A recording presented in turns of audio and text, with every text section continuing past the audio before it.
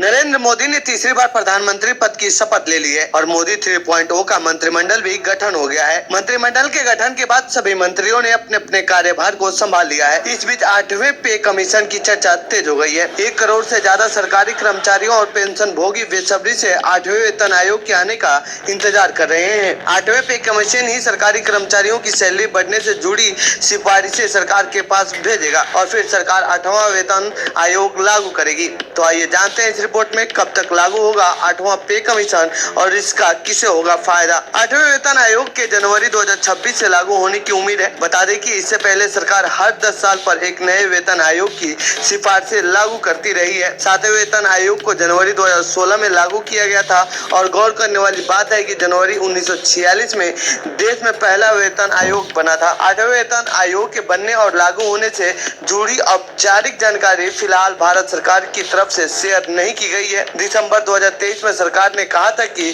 फिलहाल 8वें केंद्रीय वेतन आयोग को बनाने से जुड़ी कोई योजना नहीं है। अब जबकि लोकसभा चुनाव खत्म हो गए हैं तो इस बात की संभावना है कि ये सरकार नए वेतन आयोग बनाने से जुड़ा पहला बड़ा कदम उठा सकती है। आमतौर पर वेतन आयोग बनने के 12 से 18 महीने के अंदर कमीशन अपनी सिफारिशें सबमिट करता है। सरकारी कर्मचारियों की सैलरी में कितनी बढ़त की उम्मीद है? 8वें वेतन के लागू होने के बाद करीब 49 लाख सरकारी कर्मचारी और 68 लाख पेंशन भोगियों को फायदा मिलने की उम्मीद है। उम्मीद की जा रही है कि 8वें वेतन आयोग के आने के बाद उनके फिटमेंट फैक्टर में बड़ा बदलाव आएगा।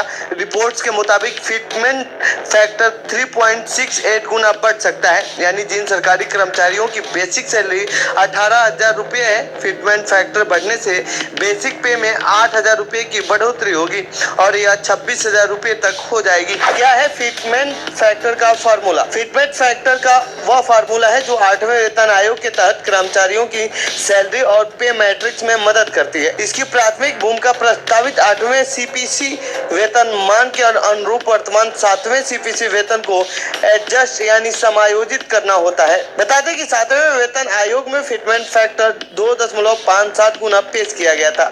इसके चलते कर्मचारियों की औसत सैलरी करीब 14.29% बढ़ी थी और न्यूनतम पे स्केल 18,000 रुपए तक किया गया था। एक बार फिर लागू होने के बाद 8वें वेतन आयोग से विभिन्न कर्मचारी समूहों के बीच वेतन असमानताओं को दूर करने, मुद्रास्फीति के प्रभाव को कम करने की उम्मीद है। 8वें वेतन आयोग के आने के बाद कई दूसरे फायदे जैसे रिवाइज पे स्केल और रिटायरमेंट बेनिफिट्स भी मिलेंगे। 8वें वेतन आयोग में सरकारी कर्मचारियों के अलावा सैन्य जवान और पेंशन भोगियों को भी फायदा मिलने की उम्मीद है। फिलहाल इस रिपोर्ट में इतना ही। इस पूरे मामले पर आप क्या कहना चाहते हैं कमेंट बॉक्स में लिखें।